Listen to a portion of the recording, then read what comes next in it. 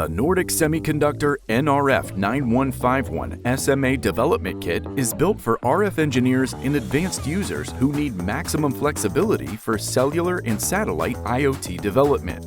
Based on the nRF9151 system and package, this single-board platform features SMA connectors for LTE-M, NB-IoT, non-terrestrial networks, and GNSS, enabling direct connection to lab equipment for accurate conducted measurements or external high-performance antennas for demanding field tests.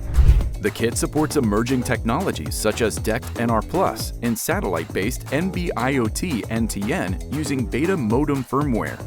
It includes Tauglass cellular and NTN antennas, a Kyocera GNSS antenna, and IoT SIM cards from Deutsche Telekom, Onomondo, and Monogoto. With integrated debugging, power measurement pins, and user-programmable controls, the kit provides a ready-to-use platform for evaluating next-generation IoT connectivity. The Nordic Semiconductor nRF9151 SMA development kit enables rapid development for applications such as asset tracking, smart metering, smart city, smart agriculture, and more. Discover how to optimize your new product designs at Mouser.com.